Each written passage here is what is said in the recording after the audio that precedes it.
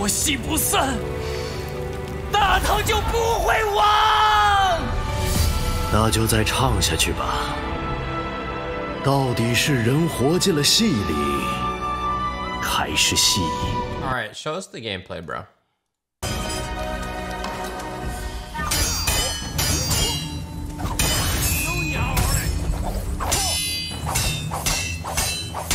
Oh shit, okay. Okay.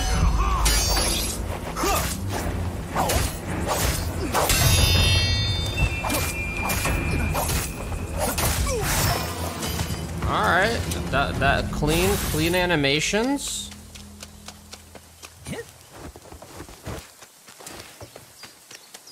I think there's gonna be like a lot of insane high quality Chinese games coming out soon. The biggest thing is gonna be the localization. If they can pull off with like solid English voice actors. 你来了。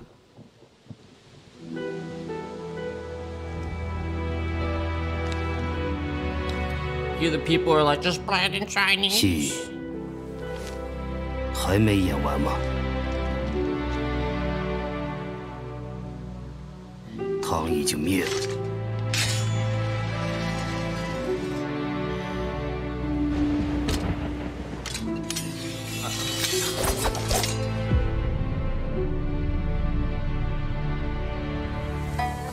天下易主，救星不存。你还能为何而战？大唐之命系于斯民，人在则唐不灭。This looks pretty sick. It looks really well made.《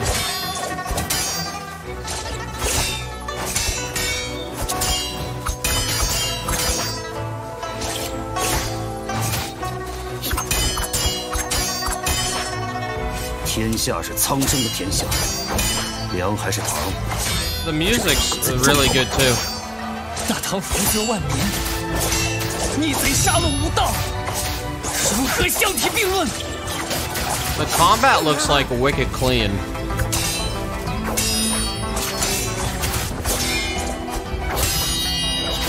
The sound of the sword is nice too. 总有人要在阴影里背负罪孽。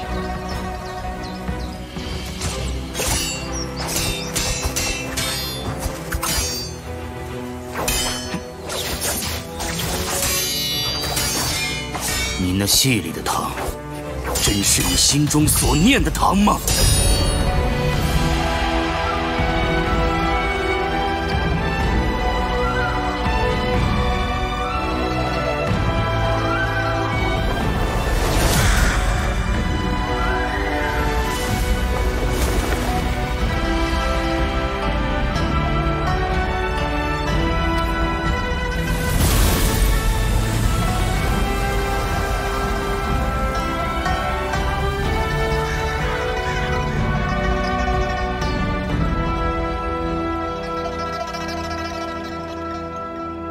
？I think this looks kind of sick. I wonder, 戏仍未终了，而戏中之人早已不知你我。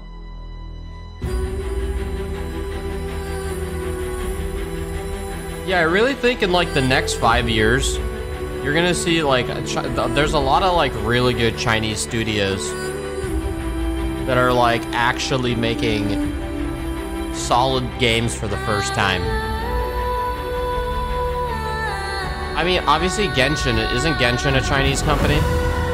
Mihio? I mean, Wukong, I think this is probably one of the... This game looks like one of the cleanest games coming out of China.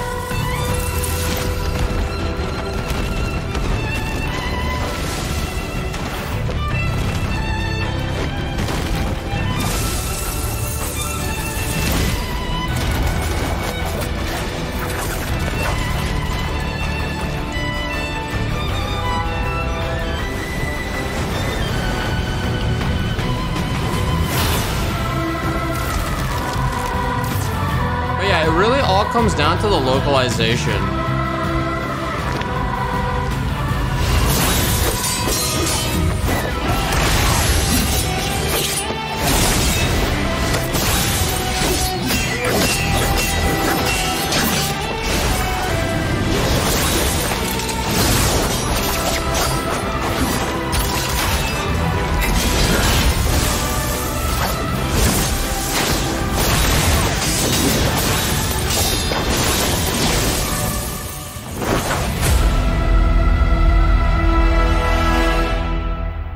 man. I would say this is easy. Wukong and this are definitely up there. Yeah, that looked pretty sick.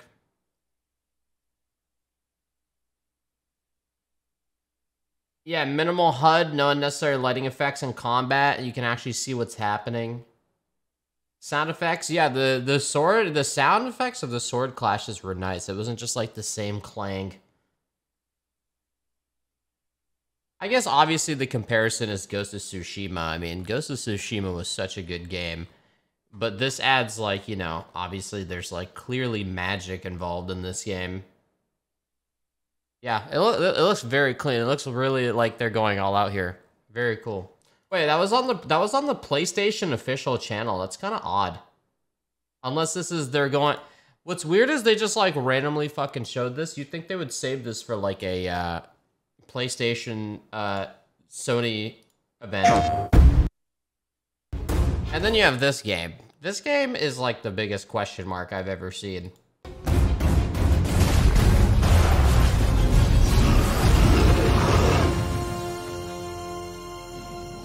Athia is a sprawling, magical world filled with adventure and discovery. On her quest to save this mystical land from the Tantas, Frey will uncover a variety of interesting detours, formidable challenges, and even a few delightful encounters. Some detours are provided by Athia's locals, who are in desperate need of Frey's help, while other points of interest can be found via marked locations dotting the vast landscape. Scattered across Athia are monuments, sacred stones where the Tantas once stored a fraction of their power. Freeing these landmarks from the corrupting force of the break will allow Frey to grow stronger. Certain monuments will present challenges called flashbacks that can earn Frey mana or other rewards upon completion. Why does this game look so fucking weird? These can be attempted directly from the world it's like the and colors can be repeated as make many no times as she fucking needs sense to fully master them.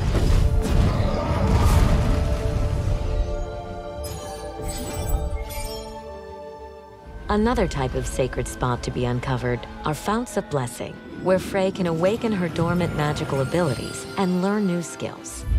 Frey can also upgrade her magic through spellcraft challenges, which are found in ancient books across Athia. Looks like she's in fucking Utah or some shit. That's why there's literally nothing wherever she goes. Old coins are a valuable commodity in Athia. Frey can collect them on her journey and then exchange them at trading spots for valuable items.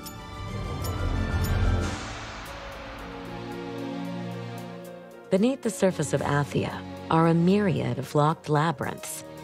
Exploring these mysterious underground locations can be extremely dangerous, but also rewarding, as they hold powerful equipment in their depths. Saving Athia is a serious undertaking. It really does look, it really has like Unreal Tech demo vibes. With Partha, dice-like objects made from animal bones. Rolling them is said to bring good luck and can earn Frey a temporary battle boost.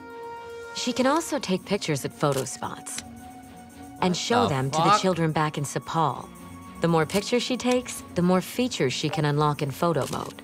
What? Frey will also encounter some furry friends known as the Tantas Familiars.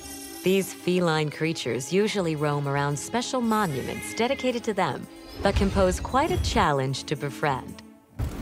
Conversely, Frey will come across some severely mutated beasts. These large, ferocious creatures are as awe-inspiring as they are terrifying and offer Frey the greatest opportunity to put her skills to the test. With so much more to uncover and experience in Athia, Frey will quickly learn that this magical land and its inhabitants are indeed worth fighting for.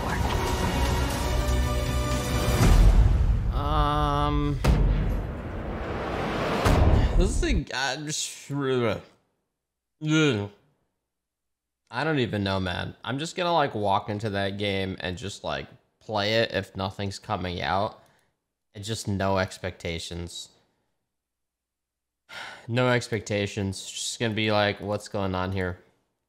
Everything I have no hype for this game. No hype.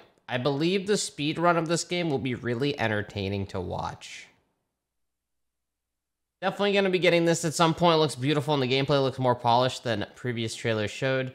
Game has potential. Let's see how well it's executed. The magic spells would have been interesting in Final Fantasy 15. 17 seconds in and they already show that you can incinerate a regular old woman in garb. I'm sold. It seems that those are very confident about this game. PlayStation Nation. PlayStation Nation. Horizon MMO. I don't know, but I think a Horizon MMO would be very, very cool. It's like the world itself is sick. NCSoft is said to be currently recruiting for the project. NCSoft. Oh wait, so this isn't Guerrilla Entertainment? Hold on, I'll read this in a second. If it's not Guerrilla, unless NCSoft is publishing? What the fuck? Unless Guerrilla is just giving their IP to NCSoft to make an MMO. Horizon MMO is reportedly in the works from Sony and NCSoft. Interesting. Horizon is probably getting its very own MMO from Sony and NCSoft, according to MTN, the Horizon franchise, which includes Horizon Zero Dawn. With an MMO from the makers of Guild War and Guild Wars 2. That's not true. I thought NCSoft published Guild Wars 2 and ArenaNet made Guild Wars 2. NCSoft is said to be currently recruiting for this project, which is referred to as Project H in the company's job adverts. ArenaNet is NCSoft. What? However, NCSoft has refused to confirm the existence of the game, stating it is difficult to confirm information about unpublished projects that are currently under development. The game was meant to okay, blah, blah, blah. Developer Guerrilla Games has a long plan to develop multiplayer in the Horizon franchise, with co-op initially planned. However, this feature was scraped to allow the team to focus on other areas. Sony was reportedly keen to include co-op, but Guerrilla Games shelved this in favor of including multiplayer in a future project, either a sequel or an online spinoff. However, this push towards an MMO comes after Sony announced earlier this year that plans to launch 10 live service games by March 31st, 2026, via its partnership with Bungie. That's fucking crazy, actually. That's the thing. Like, I'm very curious what they're doing with the 10 live service games. So within the next 4 years, people are saying who asks for this, but it's like you can't deny that like Horizon's world is cool, you know? I'm not like a huge fan of fucking Alloy or whatever the fuck. Like the first game was cool. The second game, I don't give a fuck about. I'm not denying it was good, but like if you could be your own character in the world and you fight creatures kind of like this, like, I like the creatures of the game, so I could see if they go ham with this, an MMO could be interesting.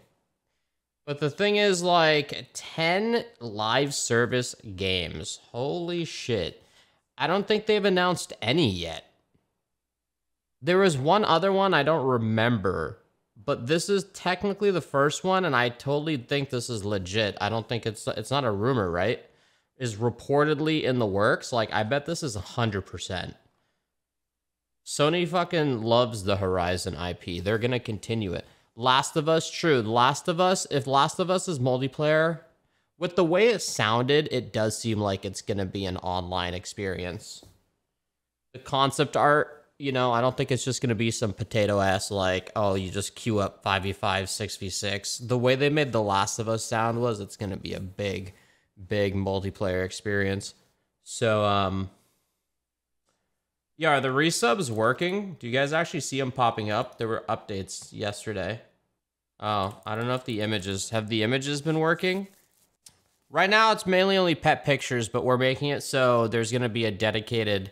anything in the pets channel on Discord is approved, so you can post pet Discord links in your resub too. But we're going to make it so there's a channel, so you can... Any image in that channel you share, you can put into your resub on Twitch, and it pops up. I mean, yeah, man. I mean, I'm not surprised this is a thing. So this and Last of Us. What are the 8 others? There's gonna be fresh IPs coming out. But I wonder what else they're gonna do. I wouldn't be surprised if like Ghost of Tsushima did some sort of online game. Why PlayStation London Studio is leaving VR to create a fantasy online combat game? Oh yeah, I saw concept art for this. PlayStation London Studio has always been one of Sony's most experimental teams. From SingStar to iToy, Wonderbook to PlayStation Home, the most recently VR London Studio has its reputation for working with and often defining new technologies. Not all these projects succeed, but the ones that did would go on to inspire the entire industry. Today, London Studio has announced its next game, currently entitled Online Co-op Game, set in a fantasy London. There's no plastic, microphone, or VR headset in sight. It's certainly unique for the company, but it's hardly to leap into the unknown that is famous for. We are proud of the history and innovation that we've done over the years putting all on it. With this project, we really want to explore some new avenues and set ourselves some new challenges. We definitely wanted to try something a little bit different, and I think this new project really channels our brave valor and allows us to push ourselves on the curious front too. It's an exciting future. It really is. Wait, what else? I don't know. Whatever. We'll see. I'm not going to read this whole thing.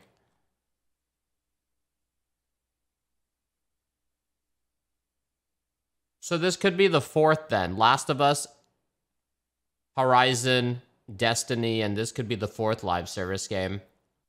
We'll see. The studio made the Getaway games. Yeah, I did not play those. Bungie is making an Extraction game. Really? Okay. I mean, it's not like Destiny was a bad game. You know, it's still... How many people on PC still play Destiny? How many fucking people still play? Oh my god, bro. I haven't played any game on this computer with the 4090 yet. Lol. I'll get there. We got God of War to play. Destiny 2. How many people are in this shit? 40k? Bungie's first post-Destiny game will reportedly revive its oldest FPS as an Escape from Tarkov-style shooter.